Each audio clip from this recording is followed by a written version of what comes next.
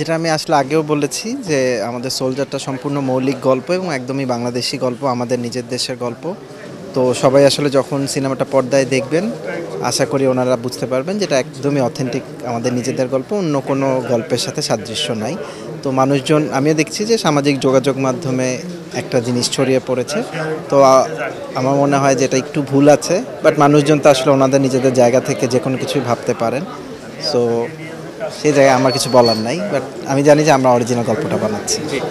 তথ্য যাচাই বাছাইয়ের ক্ষেত্রে আরেকটু দর্শকদেরও সচেতন হওয়া দরকার কিনা, বা যেমন সোলজারের প্রথম দিনের শুটিংও লিক হয়ে গিয়েছিল, এই বিষয়গুলো সোলজার টিমের জন্য কি একটু বাধাগ্রস্ত হচ্ছে কিনা, আপনার কি মনে হয় এই বিষয়গুলো? আমার কাছে মনে হচ্ছে যে সামাজিক যোগাযোগ মাধ্যমের কারণে বা ইন্টারনেটের সহজলভ্যতার কারণে আমাদের এখন অনেক ইনফরমেশান আমাদের সামনে আসে। তো সেটা তো ব্যক্তিগতভাবে আসলে নিজের জায়গা থেকে একটুখানি ফিল্টার করে বুঝতে হবে যে কোনটাকে আমি বিশ্বাস করব বা কোনটাকে আমি কিভাবে রিয়্যাক্ট করব। সেটা পুরোপুরি ডিপেন্ড করে ব্যক্তি যিনি দেখছেন তার ইন্টেগ্রিটি এবং তার চিন্তাভাবনার উপর। সো আমি আশা করব যে সামনে সবাই নিজেদের জায়গা থেকে ঠিকঠাক মতো ভাববেন ব্যাপারটা। সর্বশেষ সোলজারের শুটিং এখন কোন পর্যায়ে আছে, কবে নাগাদ শেষ হতে পারে, কোনো যদি আপডেট দর্শকদের দেওয়া যায় স্পয়লার ছাড়া? না, আমাদের এখনও শুটিংয়ের কাজ চলছে, বেশ অনেকখানি হয়ে গিয়েছে এবং আলহামদুলিল্লাহ আমরা যতটুকু শুটিং করেছি বেশ ভালো করেছি।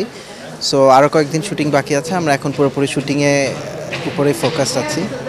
সো আমরা ইনফ্যাক্ট এখন প্রি প্রোডাকশনের কাজই করছিলাম যখন আপনার সাথে দেখা হলো। তো দর্শকদেরকেও বলতে চাই যে আপনারা প্লিজ দোয়া করবেন অ্যান্ড সোলজারের সাথে থাকবেন। আশা করি আপনারা ছবিটা দেখার পর হতাশ হবেন না। Thank you. ছোট্ট করে একটা কথা সাকিব ভাই জানতে চাই, 2025 সোলজার দেখতে পারবে কিনা দর্শক? 2025 সালে এটা একটু বলতে হবে।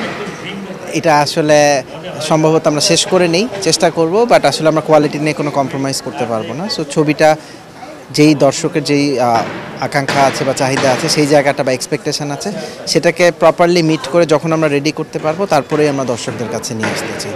সো ছবির ব্যাপারে কোনো কম্প্রোমাইজ বা কোয়ালিটি নিয়ে আমরা কোনো রকম ছাড় দিতে চাই না।